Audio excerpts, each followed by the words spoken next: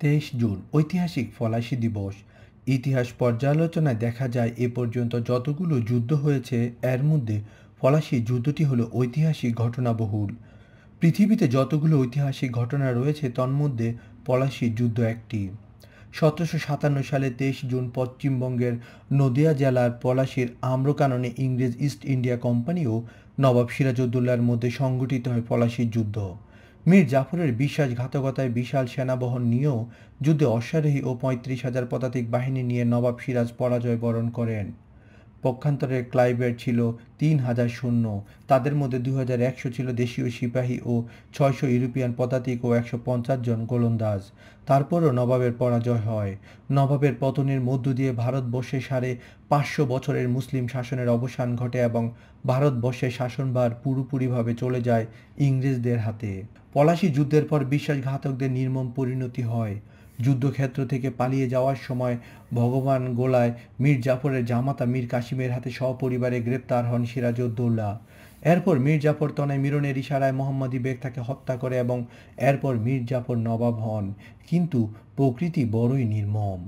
আল্লাহ কোনো জুলুমবাজ প্রতারক অত্যাচারীকে কখনোই ক্ষমা করে না। তার প্রমাণ বেঈমানদের করুণ পরিণতির মাধ্যমে আমরা জানতে পারি।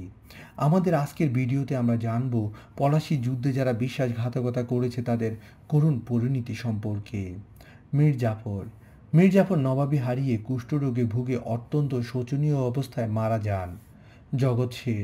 জগৎ শেঠকে তার নিকট আত্মীয় স্বরূপচাঁদের আদেশে নতুন নতুন বিশ্বাসঘাতকতার অভিযোগে মুঙ্গের দুর্গ থেকে গঙ্গাবক্ষে ডুবিয়ে মারা হয়। উমিচাঁদ ছিলেন সিরাজের বাল্যবন্ধু। ষড়যন্ত্রের অর্থ প্রাপ্তিতে প্রতারিত হয়ে উমিচাঁদ উন্মাদ অবস্থায় পথে পথে আমার 13 নম্বর ধারা কই বলে চিৎকার করতেন এবং সেই অবস্থাতে রাস্তায় ঘুরে ঘুরে করুণভাবে মৃত্যুবরণ করেন। ইয়ার লতিফ নিরুদ্দেশ হয়ে গোপনে মৃত্যুবরণ করেন। ইয়ার লতিফ হঠাৎ নিখোঁজ হয়ে যান। তার মৃতদেহ আবিষ্কৃত হওয়ার পর দেখা যায় তাকে নিষ্ঠুরভাবে হত্যা করা হয়েছে। মোহাম্মদী বেগ সিরাজকে হত্যা করার কিছুদিন পরই খুনি মোহাম্মদী বেগের মাথায় গোলমাল দেখা দিলে তিনি নিজেই কূপে ঝাঁপ দিয়ে আত্মহত্যা করেন। মীর মিরন বজ্রপাতে শিকার হয়ে মারা যান মিরন। অবশ্য মিরনের মৃত্যু নিয়ে আরও একটি কথা চালু আছে। লর্ড ক্লাইভের চক্রান্তে তার করুণ মৃত্যু হয়েছে বলেও কোনো কোনো ঐতিহাসিক উল্লেখ করেন। ঘসিটি বেগম নবাব সিরাজের খালা, যিনি এই ষড়যন্ত্রের অন্যতম প্রধান, তাকে বুড়িগঙ্গায় নৌকা ডুবিয়ে হত্যা করা হয়। রাজা রাজবল্লভের কীর্তিনাশ করেই পদ্মা হয়েছে কীর্তিনাশা। তিনি পদ্মায় ডুবে মারা যান। রায়দুর্লভ ভগ্ন স্বাস্থ্য নিয়ে কারাগারে ধুকে ধুকে মৃত্যুবরণ করেন।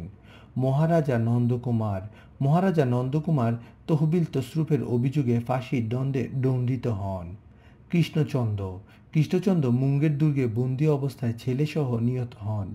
রাজা রামনারায়ণ ও ছেলে কৃষ্ণদাসকে রাজবল্লভের সাথে গঙ্গাবক্ষে নিক্ষেপ করে হত্যা করা হয়।